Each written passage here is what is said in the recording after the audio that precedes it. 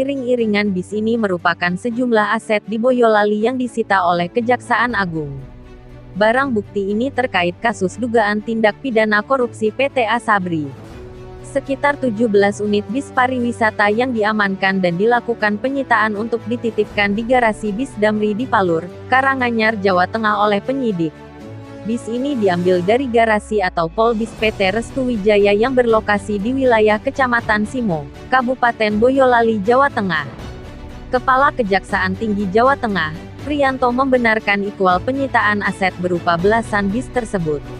Kejaksaan Agung menyita aset di wilayah Boyolali, Jawa Tengah diduga terkait kasus tindak pidana korupsi PT Asabri pada Selasa, tanggal 23 Februari tahun 2021, malam.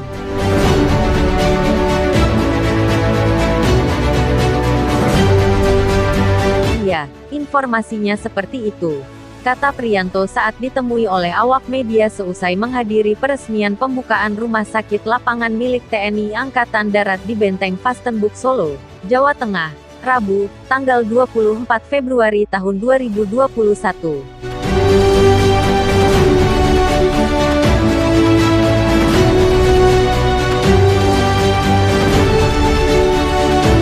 Priyanto menyampaikan tidak bisa menjelaskan secara keseluruhan terkait penyitaan aset karena kewenangan Kejagung. Sebenarnya itu kewenangan Pusat Penerangan Hukum. Satu pintu. Kita tidak bisa menjelaskan keseluruhan, kata Priyanto. Priyanto juga mengatakan pihaknya hanya diminta membantu tim penyidik Kejagung yang melakukan penyitaan aset PT Asabri. Adapun tim yang diterjunkan selain dari Kejaksaan Tinggi Jawa Tengah juga ada dari Kejaksaan Negeri Solo, Klaten dan Boyolali. Kami hanya membekuk tim penyidik yang melakukan langkah-langkah hukum, ungkap dia. Kejaksaan Tinggi Jawa Tengah, kata Priyanto, sedang melakukan inventarisasi aset terkait dugaan tindak pidana kasus korupsi PT Asabri di wilayah Solo Raya. Kita inventarisasi aset yang ada di Solo Raya dalam rangka penuntasan kasus Asabri, kata Priyanto lebih lanjut.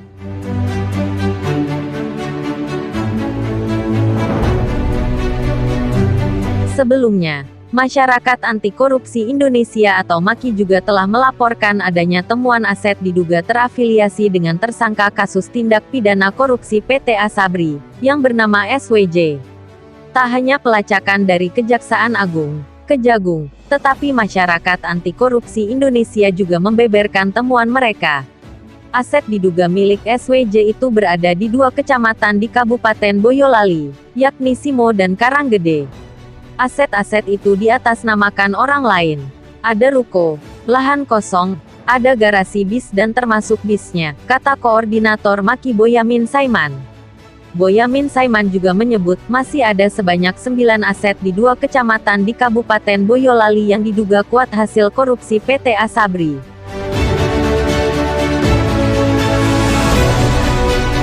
Dikatakan, aset itu merupakan hasil pelacakan harta yang diduga dimiliki tersangka SWJ, mantan direksi PT Asabri yang ditangani Pitsus Kejagung.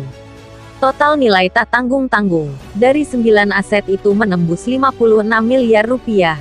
Ungkapnya, saat jumpa pers di rumah makan ayam goreng Tohjoyo Manahan Solo, Senin, tanggal 15 Februari tahun 2021.